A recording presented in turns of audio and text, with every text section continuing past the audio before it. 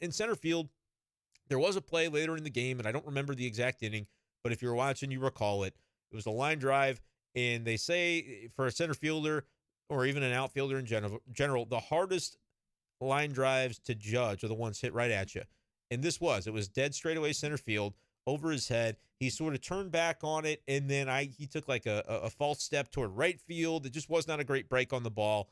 Goes over his head pretty easily for a double. And it's like not the end of the world. I don't think the runner even scored, but it was a kind of a flashpoint for a conversation that's been ensuing about, whether Tyler O'Neill in center field is a great match. Again, he's a Gold Glove left fielder. Wouldn't it make sense to just continue to have an edge there defensively if you're the Cardinals and putting him there? The problem is if you're going to keep playing Burleson, you can't do that because, he's not a center fielder and neither is Jordan Walker. But there have been games where O'Neill and Carlson have been in the lineup at the same time, and they've still done it that way with O'Neill in center and Carlson in left. And so I've been talking about it. Cardinals fans have been talking about it. Evidently this morning, Ollie Marmol talked about it in his office on Sunday. And that was where the tweets came out that, and this was Jeff Jones who had said, there are going to be stories written about this at some point. Well, it wasn't going to be today. But because I think Jeff may have even put it up because of that play in center or just in general because it was a topic of conversation and he's a man of the people. He tweeted out, he said he didn't want to chop it up, but it's relevant to the right now. There was an extended conversation about it in the manager's office this morning. Here is a relevant chunk, and I'm going to read this verbatim. This is Jeff Jones delivering a quote from Ollie Marmol when it comes to the O'Neill versus Carlson conversation in center field. Here's what Ollie said per Jeff Jones. He begins with, you have to be patient. Dylan's playing really good defense. Like anyone with eyes can see that he is playing really good defense. But if you're wanting to see what Tyler is capable of doing in center, then you have to wait and see what he's capable of doing. Metrically, I get it. We're all looking at the same thing. Underlying skills, there's upside in Tyler and in seeing if Tyler can play center. And Jeff adds, the bottom line right now today, Carlson is the superior center fielder defensively to O'Neill, and the Cardinals know that. They also know that O'Neill has speed and explosiveness that the other outfielders don't, and they believe the ability to train that in the right direction solves the rest. And by the rest, he means the fact that what we're all seeing is true, that O'Neill has not been getting great jumps, that he's not to Carlson's level instinctually as a center fielder. But the Cardinals' viewpoint on this, as relayed by that, and I think you'll get more context when the other writers write their stories about it. And like I said, those will be valuable stories to read. But when it comes to what we're all seeing in Tyler O'Neill, the Cardinals see it too, and they're acknowledging that in this conversation, it sounds like. And again, there will be more quotes, I think, that are going to be explained better when those stories get written. But just from what I'm reading and seeing in this tweet that Jeff shared, he's basically saying, Ollie is saying, we know that Dylan is the better center fielder at this point in time. But if you look at all of the data, Tyler O'Neill has more explosiveness. He's the more explosive athlete. And we think we can turn him into a center fielder of a tier that Dylan Carlson does not have a chance to reach because he doesn't have that pure athleticism or speed to the caliber that Tyler O'Neill does on just a raw level. And I don't think I disagree with the notion of that Tyler's the better athlete. I think I buy that. But I do pump the brakes on thinking this is a good idea for that reason. I think that maybe with this mindset, the Cardinals are overlooking the importance of instinct for a center fielder. And they're saying we can build the best possible center fielder by just letting Tyler go figure it out because his upside is higher at the position. And while I think that's true, I think there's always going to be a level to fielding. Like this is very much the similar conversation that we have when it comes to like exit velocity and StatCast guys at the plate. There are players who are StatCast guys, right? The metrics love them because they hit the ball hard, they hit the ball with the proper launch angle, and that's all that matters because teams in the modern day are convinced that if you just let those guys go figure it out, they're going to be able to do things that the pure contact hitter isn't going to be able to do. You can't teach a guy to have ridiculous Hulk-like power at the plate, right? You can't teach it because they have to be strong enough to do it. They have to be able to produce it on some level. And so that's why we've seen in baseball, a lot of the strikeouts are up because the types of players that strike out, sometimes those guys also are able to produce power in ways that others cannot. We all can think of the example of the types of players that if the metrics love them and they hit the ball hard and they do the launch angle that everybody loves nowadays, those guys are getting opportunities, right? And maybe this is an example with Dylan Carlson where, like, historically, he's not been that guy. If you look at his past data, not very high rated in the hard hit metrics and those sorts of things. And so he's a solid contact hitter, but what do you value that as? I think that might be a window. The Cardinals haven't said this specifically, but I'm just pontificating. I think that might be a window into why the Cardinals maybe haven't been as high on, and that's to say they're not high on him, but they've allowed other guys like a Tyler O'Neill, who's got the strength, the exit velocity, all that stuff, right? You can kind of see where this is going.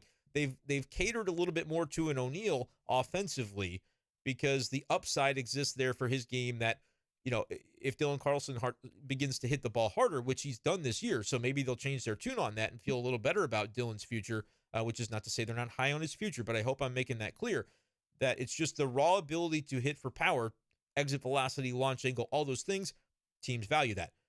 I think the exact same thing is happening on the defensive side when it comes to Tyler O'Neill in center field. They are valuing the notion that he can get to balls faster if he can figure out the position, because he's faster than everybody else. He just has to learn the instincts of it.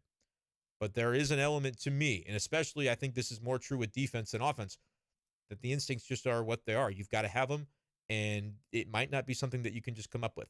Now, in left field, O'Neill has been great, and so the Cardinals have seen that greatness, and they say there should be no reason that he can't replicate that in center field. I say maybe there is a reason. It's just a little bit of a different position, and you do have to cover more ground, and it's more things to think about because the ball could be hit to your left, to your right, in either gap, and there's a lot to get to. I'm not saying Tyler O'Neill is incapable of doing it. I'm saying it's clear right now that he's not on the level of Dylan Carlson at it, and I think Dylan Carlson is good enough that it's not worth chasing whatever upside you think might be there for O'Neill to maybe have the edge and get a little bit better than Carlson. Like, I don't think Carlson is a problem in center field.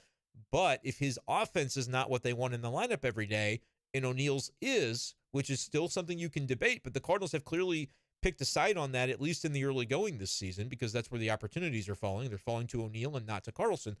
Then that's where you go, all right, if they're going to play in the lineup at the same time, we're going to go with the guy that's playing every day because long-term, we think he's going to bat in our lineup 150 times a year, whereas we think Carlson's might only be 80, 90, 100 times a year. And so we're going to have to figure out center field on those other days anyway. We might as well give the opportunities to O'Neill every day because we need him to get better at it as fast as possible. That's the team's opinion on it. And I get it because if Carlson's not playing, you do need somebody in center field. And if you don't play O'Neill in center field every day, he's probably not going to get better at it at the rate that you need to get him up to speed. But I do think it's an interesting question because O'Neill's instincts are not Carlson's instincts in center field.